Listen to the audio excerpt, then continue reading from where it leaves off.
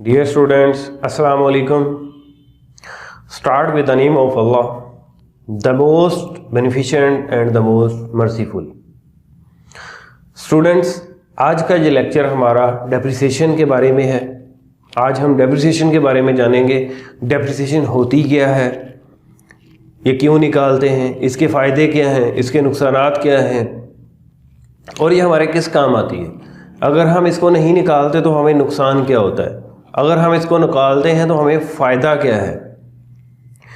तो डिस्कस करते हैं डेप्रिसिएशन के बारे में। डेप्रिसिएशन क्या होती है? तो स्टूडेंट्स, डेप्रिसिएशन जो है वो एक खर्चा होता है जिसे हम एक्सपेंस कहते हैं इंग्लिश में। कैसे खर्चा होता है, इसकी हम डेफिनेशन ज़रा पढ़ते हैं। क्या कहते हैं डेफिनेशन में?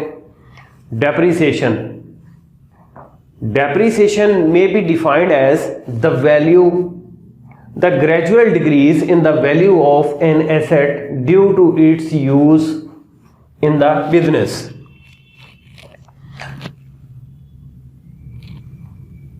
कहते किसी भी एसेट को किसी बिजनेस में इस्तेमाल करने से इनकी वैल्यू में जो कमी आती है उसे हम डेप्रिसिएशन कहते हैं। फर्ज करें 2000 का हमने वाइट बोर्ड खरीद लिया साल के शुरू में। अब साल के एंड में इसको बेचना चाह रहे हैं तो ये 2000 का नहीं बिकेगा, कम से कम 1000-1200 का बिकेगा। क्यों? ये हमने इस्तेमाल किया, घिस गया या जो भी हुआ, इसके साथ हमने इस्तेमाल किया, इसकी वैल्यू डिक्रीज हो गई। जो वैल्यू इसके इस्तेमाल करने से डिक्रीज हुई है उसका नाम है डेप्रिसिएशन। अब जो डिक्रीज हुई है हमें वो महसूस तो कर सकते हैं, हमें नज़र नहीं आई। वाइट बोर्ड तो वाइट बोर्ड ही है, अब इस्तेमाल हो रहा है, लेकिन इसकी वैल्यू में कमी आ गई है इसके इस्तेमाल करने की वजह से। अब ये न्यू नहीं रहा, तो इसलिए जो इसकी वैल्यू में कमी आती है ये एक साल नहीं, ये हर साल कमी आएगी इसकी वैल्यू में। जितने साल हम जितनी देर तक इसको इस्तेमाल करते रहेंगे तब तक इसकी वैल्यू में कमी आती रहेगी। तो इसकी वैल्यू में जो कमी आ रही है इसे हम डेप्रिसिएशन कहते हैं। तो स्टूडेंट्स, डेप्रिसिएशन जो है ये हमारे किस काम आती है? डेप्रिसिएशन, हमने एक फर्ज करें मशीन खरीदी है, 10 साल उसकी यूजफुल लाइफ है, 10 साल हमने उसको इस्तेमाल किया, 10 साल तक हमने उसकी डेप्रिसिएशन अगर नहीं निकाली, फर्ज करें 1 करोड़ रुपए की वो मशीन है। अब 10 साल के बाद 1 करोड़ रुपया हम कहां से लाएंगे दोबारा मशीन खरीदने के लिए? हमारे पास नहीं है। तो डेप्रिसिएशन क्यों निकालते हैं? जैसे जैसे एसेट की वैल्यू में कमी आती जाती है वैसे वैसे हम इसकी वैल्यू जो है उतनी हम साइड पे करते जाते हैं। यानी इस मशीन की 1 करोड़ रुपया वैल्यू थी और हर साल 10 लाख रुपया इसकी वैल्यू में कमी आती थी, लेकिन हम उसकी अमाउंट साइड पे नहीं करते थे। तो 10 साल के बाद हमें 1 करोड़ रुपए की वो दोबारा इन्वेस्टमेंट करनी पड़ेगी। अब हम इन्वेस्टमेंट की बजाय या कैपिटल और लगाने की बजाय हम क्या करते हैं, डेप्रिसिएशन उसकी हर साल जो है वो 10 लाख रुपया डेप्रिसिएशन जो है वो साइड पे करते जाते हैं कि ये वैल्यू हमारी कम हो रही है एसेट में से, तो हम इसको साइड में करते जा रहे हैं। अगर 10 करोड़ की मशीन है तो हर साल वो 10 लाख की फर्ज करें एस्टिमेटेड जो है उसकी वैल्यू कम हो रही है, तो 10 लाख रुपया हम जो है उसका साइड पे करते जा रहे हैं। तो 10 लाख अगर हम साइड पे करते जाएंगे तो 10 साल के बाद हमारा 1 करोड़ रुपया जो है वो साइड पे हो जाएगा। अब 10 साल के बाद जब हम मशीन नहीं लेंगे तो वही 1 करोड़ रुपया जो हमने डेप्रिसिएशन की सूरत में साइड पे किया हुआ है, जो उसकी वैल्यू कम हो रही थी, वही 10 लाख पकड़ के हम न्यू मशीन खरीद लाएंगे। ये इसका फायदा है। अब एक और फायदा भी है, फायदे तो बहुत सारे हैं लेकिन मोस्टली 2 जो मेन फायदे हैं वो मैं आपको बताता हूं यहां पे। अब अगर हम एक कंपनी है, एक कंपनी में यही मशीन अगर चलती है तो 10 साल हम इसकी डेप्रिसिएशन नहीं निकालते तो डेप्रीसिएशन क्या है? खर्चा है। अगर खर्चे को प्रॉफिट में से माइनस नहीं करते तो हर साल प्रॉफिट जो है वो 10 लाख रुपया ज़्यादा शो होगा, तो हमारे शेयर होल्डर्स जो हैं उनको प्रॉफिट ज़्यादा जाएगा। अब 10 साल के बाद कौन शेयर होल्डर बचता है पीछे या कौन नहीं, कौन नया आ जाता है, ये तो हमें नहीं पता। ना ही वो वापस करेंगे कि प्रॉफिट भाई ज़्यादा आ गया हमसे ले लो। अब क्या है, वो 10 लाख रुपया जो हर साल हमने निकाला नहीं है लेकिन उसकी वैल्यू कम होती रही है एसेट की, तो 10 साल के बाद अगर हमने वैल्यूज साइड पे ना की हुई उसकी डेप्रिसिएशन की, तो 10 साल के बाद वो हमें नया इन्वेस्टमेंट करके लेना पड़ेगा एसेट। तो अब अगर हमने डेप्रिसिएशन साइड पे की होगी हर साल, तो एक तो प्रॉफिट हमें शेयर होल्डर्स को ज़्यादा नहीं देना पड़ेगा, और अगर प्रॉफिट हमारा ज़्यादा हुआ तो जाहिर बात है हमें उस प्रॉफिट पे टैक्स भी ज़्यादा पे करना पड़ेगा। तो हमने टैक्स भी प्रॉपर पे करना है और प्रॉफिट जो है उसकी शेयरिंग भी प्रॉपर करनी है। तो इसलिए हमने डेप्रिसिएशन जो है वो हर साल किसी भी एसेट की जितना वो इस्तेमाल होता है उतनी उसकी वैल्यू जो है वो साइड पे करते जानी है, ताकि हमें उसकी एग्जैक्ट वैल्यू का पता चलता रहे कि एसेट हमारा रह कितने का गया है। अब 10 लाख का एसेट है फर्ज करें हमने खरीदा, या 1 करोड़ की जो मशीन खरीदी है साल के शुरू में, ये सन 2000 में हमने 1 करोड़ की मशीन खरीद ली है। अब वो मशीन 10 साल के बाद या 5 साल के बाद 1 करोड़ की नहीं रहती, वो मशीन फर्ज करें 5 लाख की रह जाती है या 50 लाख की रह जाती है, जितने की भी रह जाए, तो उसके इस्तेमाल पे है वो कितनी देर चलती है। तो इसमें अगर हमने वो नहीं निकाला होगा, डेप्रिसिएशन नहीं निकाली होगी अगर हमने, तो प्रॉफिट जो है वो शेयर होल्डर्स को ज़्यादा जाएगा और टैक्स भी ज़्यादा जाएगा, और हमें एंड पे जो है वो नए एसेट के लिए इन्वेस्टमेंट भी दोबारा करनी पड़ेगी, पैसा दोबारा लगाना पड़ेगा इसमें। तो अगर हमने डेप्रिसिएशन की वैल्यू साइड पे की होगी तो हमें 5 साल 10 साल के बाद वही वैल्यू उठा के एसेट पे लगा देंगे न्यू खरीदने पे। तो ये इसके फायदे और नुकसानात हैं, और भी बहुत सारे फायदे और नुकसानात हैं, लेकिन मेन जो कंपनी में आजकल कंपनीज में चलते हैं वो ये हैं। डेप्रिसिएशन निकालने के 2 तरीके हैं, एक स्ट्रेट लाइन मेथड है और एक डिमिनिशिंग बैलेंस मेथड है। स्ट्रेट लाइन मेथड जो है इसके 2-3 नाम है, straight line method, fix instalment method, original cost method. यानी ओरिजिनल कॉस्ट मेथड क्यों कहते हैं इसे? अगर हमने एक दफ़ा फर्स्ट ईयर में जो डेप्रिसिएशन निकाल ली है किसी एसेट की, फ़र्ज़ करें हमने वो 1 करोड़ की जो मशीन थी उसकी हमने 10 लाख रुपया डेप्रिसिएशन फिक्स कर दी 1 साल के लिए, कि 1 साल इसकी डेप्रिसिएशन जो है वो 10 लाख है। अगर फिक्स इंस्टॉलमेंट मेथड हमने चूज़ किया है तो वो 10 लाख रुपया 5 साल इस्तेमाल करें या 10 साल मशीन को इस्तेमाल करें, जितने साल भी इस्तेमाल करेंगे वो 10 लाख रुपया डेप्रिसिएशन जो 1 साल हमने निकाली है साल पूरे की, वो 10 साल तक वही 10 लाख रुपया इसमें से माइनस होता जाएगा। यानी स्ट्रेट लाइन मेथड, या इसको कहते हैं ओरिजिनल कॉस्ट मेथड या फिक्स्ड इंस्टॉलमेंट मेथड, यानी उसकी डेप्रिसिएशन की जो इंस्टॉलमेंट है वो 5 साल 10 साल के लिए जो है वो फिक्स हो जाती है कि इतनी ही हर साल माइनस होगी। फर्ज करें एक एसेट है जिसकी वैल्यू है 30,000 रुपया, 30,000 रुपया वैल्यू है इसकी, हमने 10% डेप्रिसिएशन लेनी है इसकी, 10% डेप्रिसिएशन लेनी है। डेप्रिसिएशन जब हमने ली 10%, तो ये कितनी आ गई? 30,000 ज़रा 10/100, तो ये हमारी 3,000 रुपया डेप्रिसिएशन आ गई पहले साल। तो डेप्रिसिएशन जो 3,000 रुपया पहले साल आई है, ये हर साल 3,000 रुपया ही डेप्रिसिएशन निकलेगी, क्योंकि ये मेथड कौन सा है? स्ट्रेट लाइन मेथड है। स्ट्रेट लाइन मेथड में हम क्या करते हैं? डेप्रिसिएशन हर साल एक ही रहती है। अब 3000 रुपया डेप्रिसिएशन है, सन 2000 में डेप्रिसिएशन जो है हमारी 3000 रुपया। अब 2001 आ गया, डेप्रिसिएशन हमारी कितनी है 3000 रुपया।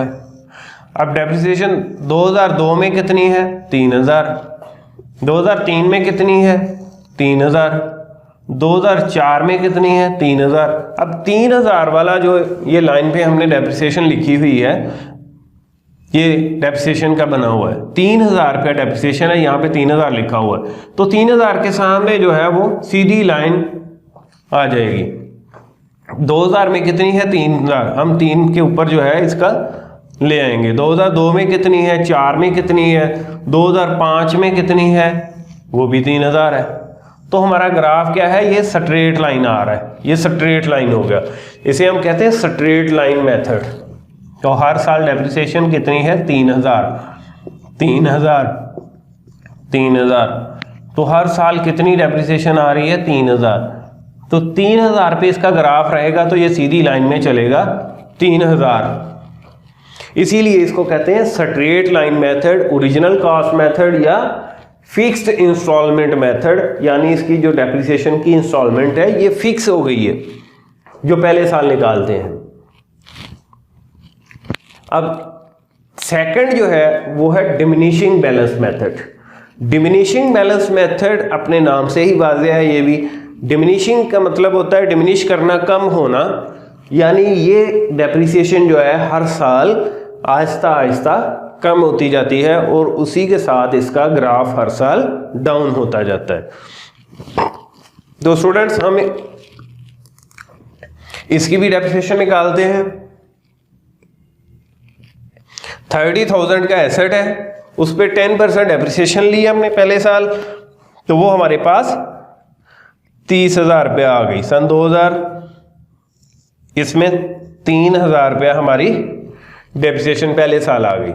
अब 30,000 वैल्यू है, 30,000 में से 3,000 माइनस करेंगे तो कितनी रह गई 27,000 वैल्यू रह गई। अब 27,000 एसेट की वैल्यू है सन 2001 में। अब 2001 में हमने क्या करनी है, नए सिरे से इसकी डेप्रिसिएशन निकालनी है 10%। डिमिनिशिंग बैलेंस जो है इसमें हम हर साल जितनी एसेट की वैल्यू बच जाती है उस पे डेप्रिसिएशन नए सिरे से फ्रेश डेप्रिसिएशन लेते हैं। इसकी तरह एक फिक्स नहीं करते, हर साल जितनी वैल्यू बच जाती है उतनी वैल्यू पे ही दोबारा फ्रेश डेप्रिसिएशन लेते हैं। यानी यहाँ पे एसेट की वैल्यू कितनी थी 30,000 रुपया और 3,000 हमने डेप्रिसिएशन निकाली। अब 2001 में हमारे पास कितनी रह गई है, वो 27,000 वैल्यू रह गई है। अब 27,000 पे हमने डेप्रिसिएशन 10% लेनी है, तो ये कितनी आ गई 2700 रुपया। अब ये 2500 है, 2700 यहाँ पे आएगा तकरीबन, ये जो 2001 में है ये 2700 के करीब आएगा, ये 2500 से थोड़ा सा ऊपर आएगा ये। अब ये ग्राफ जो है डाउन हो जाएगा नीचे, 2700 पे आ जाएगा, यानी डेप्रिसिएशन 2700 हो गई, कम हो गई। तो इसी तरह उसके साथ जो है वो ये रुपीज़ बने हुए हैं 3,000, 2500, 2,000, 1500, 1,000। तो इसी तरह ये इनके हिसाब से जितनी वैल्यू हो रही है उतनी वैल्यू नीचे डाउन हो रही है, ग्राफ भी उतना डाउन हो रहा है। अब इसकी वैल्यू कितनी रह गई है 2700। अब 27,000 में से 2700 निकालेंगे तो ये कितना बच गया हमारे पास ये बचता है तकरीबन 24,300 एसेट की। अब 24,300 है, सन 2002 में इसकी दोबारा डेप्रिसिएशन हमने निकालनी है, ज़रा 10/100, तो 100 से ये कितनी आ गई 2430 रुपये जो है वो डेप्रिसिएशन आ गई, यानी ये 2500 से नीचे यहाँ पे तकरीबन सन 2002 में ये इस पे आएगी। तो ये ग्राफ जो है ये 2700 पे आया, अब 2400 पे आया, और इसी तरह हर साल जो है वो कम होता जाएगा। इसी तरह वैल्यू जो है वो नीचे कम होती जाएगी डेप्रिसिएशन की, और ग्राफ भी नीचे को डाउन होता जाएगा हर साल।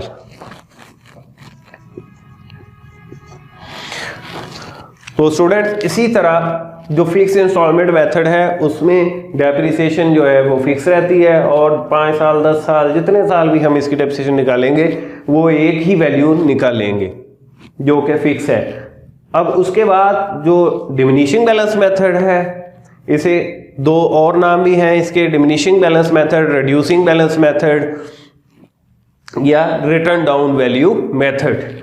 अब डिमिनिशिंग बैलेंस मेथड जो है इसमें क्या हो रही है, डेप्रिसिएशन हर साल डिमिनिश हो रही है, यानी यहाँ पे 3000 थी, यहाँ पे 2700, यहाँ पे 2430, हर साल न्यू वैल्यू जो एसेट की बच जाती है उस पर हम नए सिरे से डेप्रिसिएशन लेते हैं।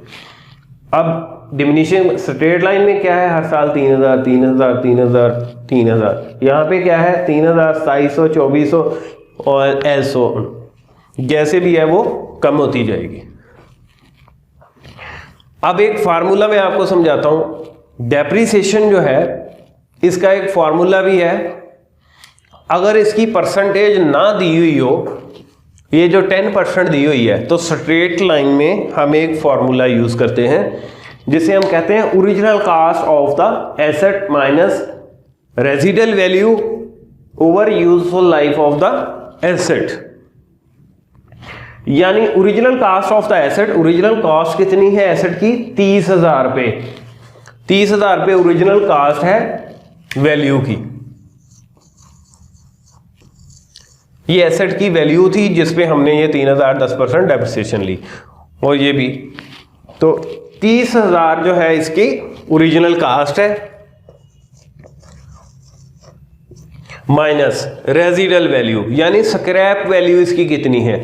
स्क्रैप वैल्यू जो है वो हमें अगर बताई हो तो ठीक है, नहीं तो हमने एस्टिमेटेड ये लगा लेते हैं। 30,000 में से हमने 5,000 माइनस कर लेना है। ओवर क्या है, useful life of the asset, यानी एसेट कितने साल चलेगा, 2005 तक है, कितने 5 साल या 6 साल, जितने साल भी है ये ले 5 साल चलेगी। जितने साल इस्तेमाल होना एसेट ने उससे हमने डिवाइड कर देना इसको, और एसेट की ओरिजिनल कॉस्ट लेके उसमें से उसकी स्क्रैप वैल्यू या कबाड़ वैल्यू जो है वो हमने माइनस कर देनी है। रेजिडुअल वैल्यू को कबाड़ वैल्यू भी कहते हैं।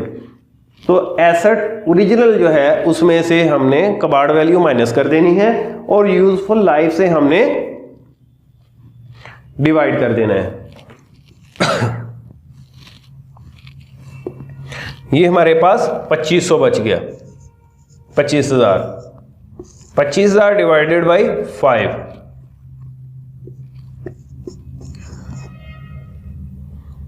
तो ये हमारे पास 5,000 रुपया डेप्रिसिएशन आ गई। अब जो डेप्रिसिएशन ये निकली है सिर्फ स्ट्रेट लाइन में इस्तेमाल होनी है, डिमिनिशिंग में इस्तेमाल नहीं होगी, और ये तरीका तब निकालना है जब हमें डेप्रिसिएशन परसेंटेज ना दी हुई हो। तो फिर परसेंटेज की बजाय हमने क्या करना है, ये फार्मूला लगा के इसकी वैल्यू निकाल लेनी है। Original cost of the asset बटा useful life of the asset minus scrap value. तो स्टूडेंट्स आज हमने डेप्रिसिएशन के बारे में पढ़ा, डेप्रिसिएशन क्या होती है, डेप्रिसिएशन करती क्या है, इसके मकासद क्या है, ये क्यों निकाली जाती है, इसके नुकसानात क्या हैं अगर ना निकालें तो इसके फायदे क्या है। मैं एक दफा आपको रिवाइज कर देता हूं दोबारा। डेप्रिसिएशन क्या है, डेप्रिसिएशन में be defined as the gradual decrease in the value of an asset due to its use in the business, यानी किसी भी असासे को बिजनेस में इस्तेमाल करने से उसकी वैल्यू में जो कमी आती है उसे हम डेप्रिसिएशन कहते हैं। तो डेप्रिसिएशन निकालने के दो तरीके हैं, स्ट्रेट लाइन मेथड और diminishing balance method. Straight line method के तहत हम जो डेप्रिसिएशन निकालते हैं वो हमेशा एक फिक्स अमाउंट होती है, जो पहले साल निकालते हैं, पूरे साल की जो डेप्रिसिएशन है वो पूरे साल इसी तरह 2005 6 7 8 9 जितने साल मर्जी निकाल लें, ये डेप्रिसिएशन एक जो फिक्स कर दी है पूरे साल के लिए, वो पूरे साल की डेप्रिसिएशन एक ही समान होगी और ओरिजिनल कास्ट पे ही निकलेगी। यानी ओरिजिनल कास्ट इसकी 30,000 है तो 30,000 पे ही डेप्रिसिएशन हम निकालेंगे जितने साल भी इसको इस्तेमाल करेंगे। अब डिमिनिशिंग बैलेंस मेथड है। डिमिनिशिंग बैलेंस मेथड में हम क्या करते हैं, हर साल जितनी वैल्यू एसेट की बच जाती है उस पर फ्रेश डेप्रिसिएशन दोबारा निकालते हैं। यानी ये 30,000 की थी, पहले साल हमने 10% डेप्रिसिएशन निकाली, 3,000 डेप्रिसिएशन आ गई। अब नेक्स्ट ईयर में हमने 27,000 इसकी वैल्यू बच गई 3,000 माइनस करके, तो 27,000 पे डेप्रिसिएशन निकाली तो ये कितनी आ गई 2700। अब उसके बाद हमने 2700 निकाली तो ये 24,300 का एसेट बच गया, इस पे 10% निकाली तो 2,430 रुपये हमारी डेप्रिसिएशन आ गई। तो इसी तरह ये हर साल डेप्रिसिएशन भी कम होती जाएगी जैसे एसेट की वैल्यू कम होती जा रही है। तो अगर स्ट्रेट लाइन मेथड में डेप्रिसिएशन की परसेंटेज ना दी हुई हो तो फिर हम क्या करते हैं, ये फॉर्मूला लगा के इसकी डेप्रिसिएशन निकाल लेते हैं, यानी original cost of the asset minus residual value या स्क्रैप वैल्यू इसमें से माइनस कर देते हैं, और useful life of the asset यानी एसेट कितने साल इस्तेमाल होगा उतने साल से हमने इसको डिवाइड कर देना है। तो ये हमारी डेप्रिसिएशन निकल आएगी जो हमने हर साल इसमें से माइनस करनी है, और ये फार्मूला सिर्फ स्ट्रेट लाइन मेथड के लिए ही इस्तेमाल होगा। तो स्टूडेंट्स, उम्मीद है आपको समझ आई होगी। इसी तरह हमारे बहुत सारे और भी लेक्चर हैं जिनमें न्यूमेरिकल्स वगैरह सॉल्व किए हुए हैं। उसके लिए हमारा चैनल जो है इसको जो है विज़िट करते रहें, सब्सक्राइब भी करें और लाइक भी करें और शेयर भी करें ताकि दूसरे लोग भी इसे फ़ायदा उठा सकें। तो स्टूडेंट्स, हमें इजाज़त दीजिए। अल्लाह हाफिज़।